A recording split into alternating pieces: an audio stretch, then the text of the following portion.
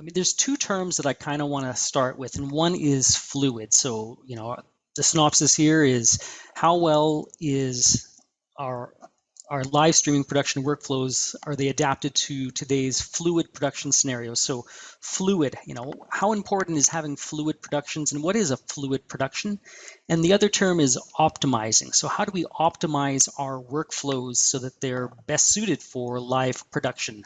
So let's go through the same order and get you guys to just start tackling those key terms, fluid and optimize. So Robert. The first thing that came to mind when you said fluid is just when the production starts, everything is as everyone expects it to be. For me, I often tell my clients my number one job is managing expectations. As long as those are aligned on both sides of the table with my crew and the client's expectations, then things are going to be exactly as everyone wanted them to be. Sure, there's tech glitches that come up, but for me, fluid is basically that process of having everything in pre-production line up with where it's supposed to be during production. With live streaming, I like to tell people 99% of the people in our industry do film production or do television production. And then there's this small sliver of us that actually go live or live to tape.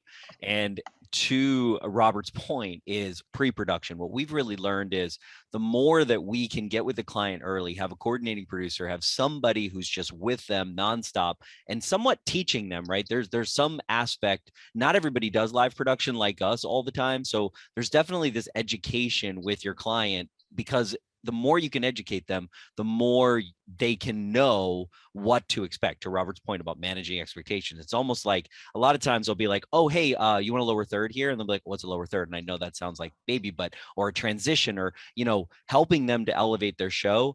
To me, the pre-production, everything you do in live streaming is all about pre-production, because in a normal film, you've got all this time, or television show, you got all this time to edit it after, right?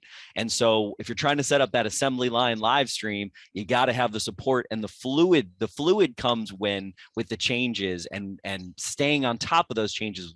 Pre-production really, when you say the word fluid, really matters. And then optimization, redundancy 100%, but also, optimization for me is efficiency.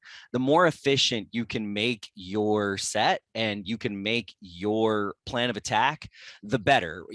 There's this great thing. A lot of people might not have a vision, but they know what to exclude. And I always say, don't be afraid to know what you don't want, because that will inform where you're going to go. And that's the optimizing part, right? It's just removing and distilling down to what you actually need to do the live stream, because the more you can be efficient and optimize for what you actually need, the more you're going to spend on the things more time you're going to spend on the things that matter versus things that don't.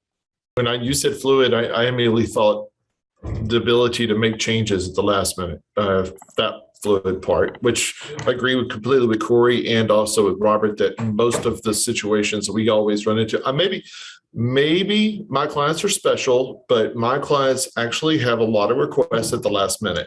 So maybe it's just my clients, but the fluidity of our production workflows, it comes down to that, so that whenever we do have an event going on and they say, oh, by the way, we need to go to Twitch. Oh yeah, the by the ways, right? Oh, by the way, we also need to go to YouTube. And oh yeah, by the way, we need to put this on a certain site server that's behind the corporate firewalls, all these kind of things.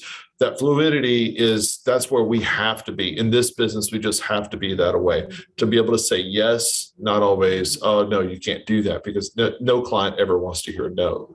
But maybe that's just my clients. But they tend to come up with these last minute, oh, by the ways. And that's our fluidity is in our stance is we'll do our best. Let's check into it. Let's see how we can do that.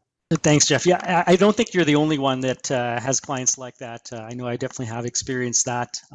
When I think of fluidity, it definitely involves both that pre-production planning as well as once you're on site, right? In the pre-production phase, it's adjusting to the needs, the changes from the last time you did it or from the last time they did it.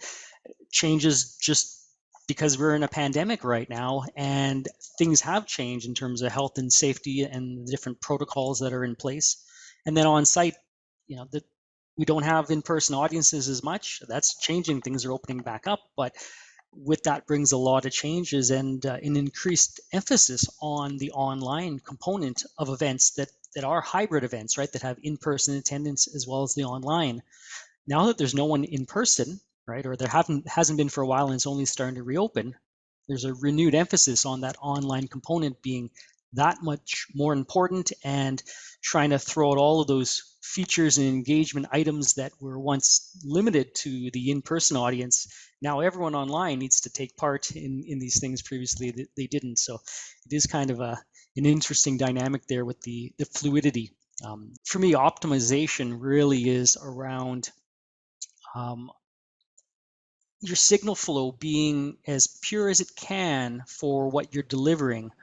So there's no sense starting interlaced and changing it to progressive and then upscaling, then downscaling, and going interlaced again, progressive, and then cropping it and then stretching it. You know, the really silly things that we used to do back in the HDV world that hopefully are gone now. So you kind of have in mind what your end production and recording is going to be, and everything along that line, that pipe, that workflow is as consistent as possible. So those are kind of my takes on those two terms there.